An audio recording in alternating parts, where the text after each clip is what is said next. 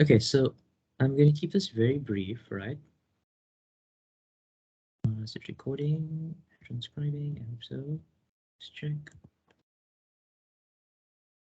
Mm,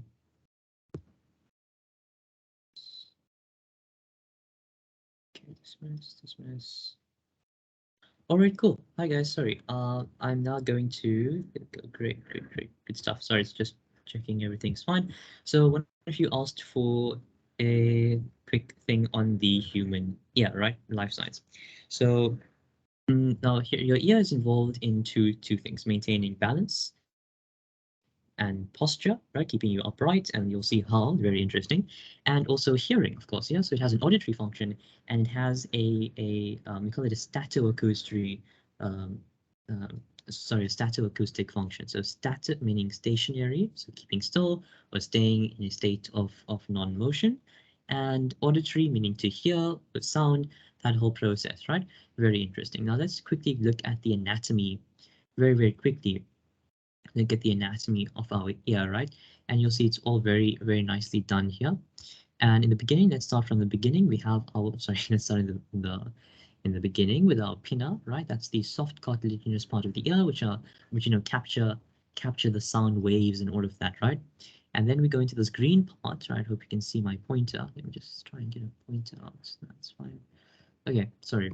Yeah, so this is the meatus, also known as the auditory canal, the green part, and its job is to transfer the sound waves that are going to be coming in from outside and channel it toward the tympanic membrane or toward the eardrum, right, towards the inner ear. So this is still the outer ear, right? And we start getting to the inner ear at the end, and this is the middle ear. So it channels the sound waves inside. It also has another function. You see the cells inside this here, the epithelial cells, have a secretory function. They are sebaceous glands found inside there that secretes a sort of very oily substance called sebum, or rather waxy, sorry, called cerumen. Okay, the cerumen protects against dust and other small foreign bodies that might be getting stuck in the ear. And essentially, its job is to protect and preserve this tympanic membrane. It's a very fragile, very frail kind of membrane. It has to be very thin to transmit the sound wave properly, and so it needs to be protected. And that's how it's done, right? There's also lots of hair. Some people might have hair in here also to protect and capture dust and particles and foreign objects. Then we come into the tympanic membrane, right? You see how it's denoted here like lines. It's a circular in shape, right? Remember, this is a three-dimensional structure, and the tympanic membrane vibrates, okay, and vibrates and transmits sound waves into the ear, right, to the middle ear, okay? Then we have our ossicles, okay, and that's your malleus, your incus, and your stapes. The stapes is the smallest bone in the human body. That's kind of interesting. The malleus, incus, and stapes are the three bones that make up your middle ear, okay? And their job is to amplify the sound waves that are transmitted to it by the tympanic membrane, right? So the sound is coming through here, enters the tympanic membrane, and these, because of the way that they are functionally structured, they amplify those sound waves and pass it on to the oval window, okay? The oval window, which is here in purple, so you can't really see the label. It's in white against white. Sorry about that. And malleus incus stapes, and the malleus stands for mallet, like a hammer. Incus means anvil, right, in Latin, and stapes means stirrup, right? If you look at a horse, okay, sorry, people that ride horses, sorry about that, people that do horse riding, right, you'll notice that little thing where you put your foot is called a stirrup, and it's shaped exactly like this. Well, this is rotated 90 degrees, but it's shaped like this sort of like U and like a wedge thing here. That's a stirrup, okay? And the Latin word for stirrup is stapes, right? So malleus incus stapes, hammer, anvil. It's shaped like an anvil. I'm sure you've seen cartoons with Tom and Jerry, that anvil where they bang on. So what goes on is that this hammer bangs on the anvil, and the sound is transmitted to the stapes, and that's transmitted to the oval window, right? And that amplifies sound and passes it to the inner ear. That's now in the inner ear, and it's mostly liquid, right? And if you look just below the oval window, something called the round window, okay, also known as the fenestra rotunda, Latin words, same things. Sometimes they'll accept fenestra rotunda in the memos. And the job of the round window, right, is to absorb excess pressure and sound waves from here so that the sound isn't reflected back and you don't not having like a fuzzy kind of misinterpretation of the sound, right? So the job of the round window is essentially to absorb excess sound and pressure waves so as to not confuse our system here. Let's get a more formal definition, right? So prevents reflection of pressure waves. Just include that. And there's a nice side note that if your um, round window becomes hard, right, calcification can happen. It can become very stiff over time. If it's exposed to a lot of very loud sounds for a long period of time, it can become very stiff, right? And we see that it doesn't absorb the excess pressure waves very well. And when it can't do that, it can't prevent reflection.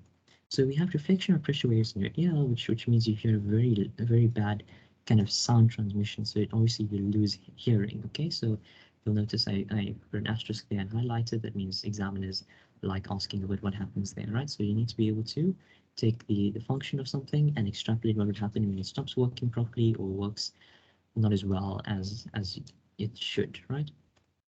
Then we get to the inner ear, and you see these round kind of circular things here called your semicircular canals, and the base of it is called the ampulla, right?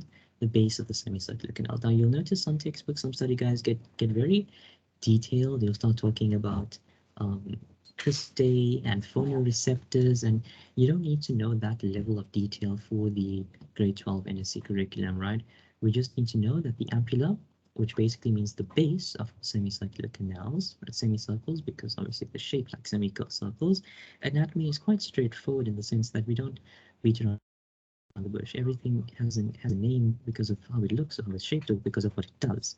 So it's very easy to extrapolate information and make connections, right? So semicircular canals, because of the way they're shaped, they're canals, there's fluid in them. You know what a canal is. You've seen or heard about Venice, right? They have canals all over it and it's filled with water. And that's yeah, so canals are filled with liquid. It's essentially a space between two places and that contains usually a fluid. And these semicircular canals have a fluid in them, which we'll talk about in a bit. And the ampulla has receptors called cristae. Okay, and the cristae are just receptors. You don't need to know anything more specific. And they are phonoreceptors. Let's break up this word. Phono relates to sound. You know, phonetics. You know, phonics when you learned that basically sound. And receptors meaning they receive sound waves. Okay, so they are the sensory um, afferent path for sound waves entering. Okay, then this green path is, to me, it looks like a snail, right? I think of a snail when I look at it. That's a cochlea. Okay, and it's basically a very swelled up. It doesn't look kind of like those, you know, those Swiss roll cakes from like Woolworths, you know, the one with sugar and caramel. It's very bad for you, but tastes really good. Kind of looks like that, doesn't it? So it's a series of fluid flow channels, right? And membranes. So it's a fluid flow channels and membranes transmitting pressure waves to the organ of Corti. Again, you don't really need to know exactly what this organ of Corti thing is. Just know that it's there, okay, and it's important. But you don't need to know its structure. It gets very detailed, but none of which you need to know. You just need to understand cochlea. Okay, what do you think when you see cochlea? Series of fluid flow channels and membranes. Its job is to transmit pressure waves, right, from the organ of Corti, sorry, to the organ of Corti, right? And then our phonoreceptors, and I must add the eustachian tube, right? It's part of the middle ear and connects to the throat. Okay, you'll notice sometimes when you get sick, then you get like a burning sensation, quite it's kind of in your throat, but some also when you like move your cheek or you chew, then it like changes and you get sometimes more painful, less painful. That's your eustachian tube getting inflamed, right? And that can happen when you have sinus infections or the flu and stuff like that, right? So it's a very important part because it's involved in pressure control. It basically will look at a formal function here, connects the middle ear to the throat, and equalizes pressure on either side of a tympanic membrane. So this eustachian tube opens and closes periodically to ensure that the pressure in this area equals the pressure in this area. Okay, because what happens if it doesn't, that's a whole bunch of physics, but you don't just understand that if the pressure is not equal, the tympanic membrane will not be able to vibrate correctly. It will not transmit the sound correctly. It will kind of like You know, like when you hear a rumor from a friend and then you tell another friend and then the rumor gets passed on, eventually it gets changed as it's being passed on, right? Because people misinterpret information. So the sound that's coming through here will not be the same as the sound that's coming out of here because this tympanic membrane will not vibrate the sound. It will not um, vibrate in a way that transmits the sound correctly. It'll misinterpret it. It'll get it wrong because the pressure is wrong here, right? Kind of like how you want to change a rumor to mean something to someone else, but that's getting very too analogous. Sorry, I digress. Basically, just understand pressure needs to be equalized. The job um, of equalizing the pressure is that of the eustachian tube here, right? Allowing tympanic membrane to move freely. So an exam question could easily ask you, what would happen if the tympanic membrane stopped functioning? Say there was nerve damage, then pressure would be unequal, and sound would be not clear, right? And so that's the anatomy that you need to know, right? And some overall, oh, the pink is obviously your auditory nerve, and that's at the very end. And you know that the auditory nerve carries impulses to the auditory center of the brain to enable hearing. Straightforward, right? Now the outer ear, which consists of your meatus, that's your auditory canal, the pinna, and your tympanic membrane is mostly air. The medium is air, right? Sound travels through air. Then the middle ear, right, where you have the malleus, incus, and stapes, and the eustachian tube, right? The medium of sound is the bones, right? So bones conducting that sound. Then when we move to the inner ear, and we have it's split up into the bony labyrinth, okay, and the membranous labyrinth. So the bones are responsible for balance and hearing, and the membranes are responsible for maintaining balance, okay? But don't worry too much about that. The inner ear, the medium for sound and pressure is fluid. So you have lots of fluid flow channels, and that transmits the sound. So we have air, bone, fluid. So it's gas, solid, liquid. That's the mediums or media rather of transmission of sound waves, right? And then we have a nice you can screenshot this or whatever you like. It's basically explanations and functions of the specific anatomies, right? And yeah, now here we have very long sort of explanations for mechanisms of hearing and balance. Let's go through them, okay? Now, when you're going through this, try to look at your diagram and visualize this happening and understand the process. It's much more beneficial than simply learning off these points by rote, and it'll take much more effort and much more time. And remember, you need to study efficiently. Okay, so let's understand this. So first we have the pinna, which is the outside part of our ear. If you can remember this portion here, the pink, we're trapping sound waves because of the way that it's shaped. It's shaped like a cone, which directs the sound waves inside here, which travels into the tympanic or toward the tympanic membrane, which vibrates. Okay, the auditory canal. That's your meatus. And when the tympanic membrane vibrates, okay, those vibrations are transmitted to your auditory ossicles. Okay, the ossicles, remember the middle ear? Vibrations are transmitted here. What happens here? Those vibrations are amplified by the three ossicles and transmitted to the oval window. Okay, then the oval window will vibrate, okay, and create waves in now the fluid. Remember, now we're moving to the fluid part, and that specific fluid that's found in the cochlea is called endolymphic fluid, right? Endolymphic fluid. So the endolymphic fluid in the cochlea will um, have pressure waves because of the sound waves transmitted to it from the oval window, okay? And the pressure waves here, pressure waves in the cochlea, will stimulate the organ of Corti, okay? Now that organ of Corti has an important job of converting that pressure wave into an impulse, which can then be detected by the phonoreceptors, right? So the auditory nerve rather, and that will be taken to the cerebrum as the sensation of sound is experienced. Remember, that's important. Cerebrum. Okay, so sound cerebrum. Okay, sound will go to the cerebrum. So let's trace that path one more time. Looking at our anatomy, let the structures here guide you. So you don't need to remember anything long and arduous. Just look at the structures and follow the pattern. Right, sound will move from here to that end, right? Left to right.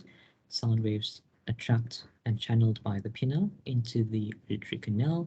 to the tympanic membrane, which vibrates, transmitting those vibrations to the ossicles, which amplify those vibrations on the oval window, which vibrates, transmitting those vibrations into the endolymph fluid of the cochlea. Remember, when we're talking about sound, we'll go to the cochlea.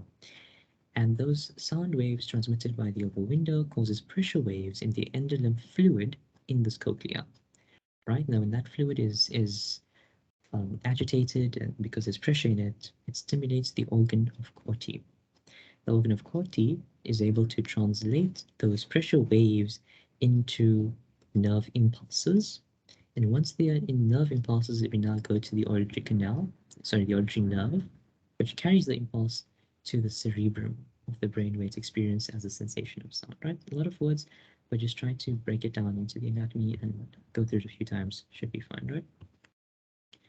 And lastly, let's look at how balance is maintained. Okay, so this looks a little complicated, but it's not. Okay, so balance has nothing to do with a direction of movement, because balance, when the head moves, it's all to do, your ears are in your head, of course, right? So think of how a gyroscope works. I'm not sure if you know in your phone, right? So it kind of works like that. When you move your head from side to side, up and down, receptors in the ampulla, right ampullae of the semicircular canals are stimulated.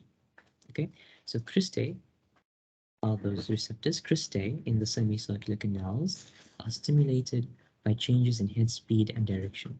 So if you start moving forward really quickly or backward really quickly, or if you just move your head left to right really quickly, it stimulates the cristae in the semicircular canals. Okay, right.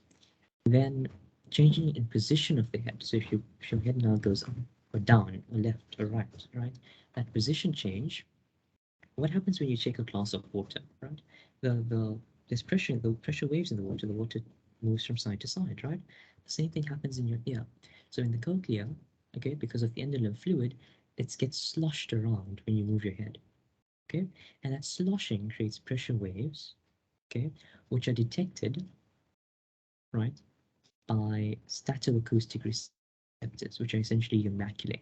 Okay, so maculae are statoacoustic receptors, which are stimulated because of the sloshing of the endolymph fluid, which happens because of changes in the position or direction or speed of your head. It's all to do with your head. Okay, so yeah. Then the cristae will now convert the stimulus from the maculae, okay, into nerve impulses, which again are transported along the auditory nerve to the cerebellum this time. So when you're dealing with balance, it's the cerebellum. When you're dealing with sound, it's the cerebrum. Okay, and impulses are sent to the muscles to restore balance. Okay, so let's look at that again really quickly on the diagram at this time. Okay, so it's now dealing with this portion. We're only dealing with the liquid, the inner ear part. Okay, so when your head moves, changes speed, direction, position, two things happen. Okay, cristae on the ampullae of the semicircular canals are stimulated, right? And the endolymphic fluid, okay, in the cochlea stimulates the maculae in the cochlea. Now, the maculae are statoacoustic receptors, which I explained earlier. Stato for stationary and acoustic sound, but don't worry too much. Just means it has a dual function. So the cochlea has endolymph fluid, which gets sloshed around, stimulating the maculae, right? Which then causes the cristae maculae also connected to the cristae, sending that stimulation from being sloshed around to the cristae, and the cristae will then again has the job of converting those pressure waves into impulses which can be detected by the auditory nerve and taken up to the cerebellum of the brain. Now the cerebellum will then decide, oh no, the head is moving too fast in this direction, let's make the muscles, contract in this direction to balance it out. And that's how you're able to stay balanced. And then impulses are sent down your spinal cord and the peripheral nervous system for this to be done, right? So it's again pretty straightforward. All right. Hope that helps. And I just want to make sure I covered all of those things here. So the pinna is elastic, cartilaginous, traps sound waves, directs them because of the cone-like structure. Yes. Auditory canal we've covered. There's hair, sebaceous glands which secrete cerumen, which is a waxy substance preventing foreign objects like dust from damaging your tympanic membrane. You're actually not supposed to use Q-tips, your earbuds, right? Because of the way that it's shaped, it actually pushes the wax that's actually on the side more into your ear, and it can actually get like clogged up and can be very not nice, right? So it can actually also cause hearing loss if wax builds up for a very long period of time. To remove it, I think there's other ways of doing it, right? That don't include pushing the wax back into your ear. And yeah, so that's basically that. Tympanic membrane transmits sound waves from the auditory canal to the middle ear. Again, you don't need to remember that. See where it is? You know it's a membrane that vibrates. Sound waves will obviously move from this side to this side. So it's obviously going to move from, what is this? The auditory canal to, what is this? Ossicles. So no memorization, just understand the function. It's to vibrate and transmit that sound there, right? And yeah, it's also transparent. That's important to note. The eustachian tube connects right middle ear to throat and equalizes pressure on either side of the tympanic membrane, allowing free vibration. Your oval window transmits vibrations from the ossicles to the inner ear. Again, simple. See where the thing needs to move from the inner ear, from the middle ear to the inner ear. Straightforward. And then your round window, your fenestra rotunda, absorbs pressure waves from the inner ear and prevents a reflection of those pressure waves, which might cause some hearing loss or low quality hearing. Then your semicircular canals are membranous, containing endolymph, and it informs the cerebrum while movement of the head, right? So these are all taken from memorandums, author's notes, so they can test you pretty much on anything here. And it's really straightforward. It would be really not nice to be losing marks in this section, right? Because they don't really get too complicated questions. Besides your general stuff about hearing loss, it's about the hardest, that's level 4. And as long as you know the functions, these are very, very important, of each thing, of each anatomical structure, you should be fine. And then obviously your mechanisms. Okay, cool. You can pause those, take screenshots of the notes that you need, and use them to understand how this works. But I want you to focus on your diagram, okay? Focus on your diagram. First, the first step is to make sure that you know all of the labels, that you can understand the functions of everything you've labeled, and how they play a role in the mechanisms of both hearing and of maintaining equilibrium. So that's balance, that's posture, okay? Making sure you don't fall over yourself. That's the job of the inner ear, okay? Cool. Now there's also some cases that may mention, some students like to mention the vestibular branch of the auditory nerve. You don't have to. I mean, sure, you might get your extra mark, and lows. You see how many points I have here, right? So in a memo, each of these things could be awarded a mark. So yeah, I know there's lots of things, but there's only about 5, 6, 7 marks awarded. Write down everything, and there's a very low chance you're going to lose marks. Okay, they wouldn't ask you to draw the ear. Don't worry about that. I get questions about that. Just make sure you understand the labels and their functions, and what happens if their function doesn't work. Be able to extrapolate. Okay, cool. If you enjoyed that.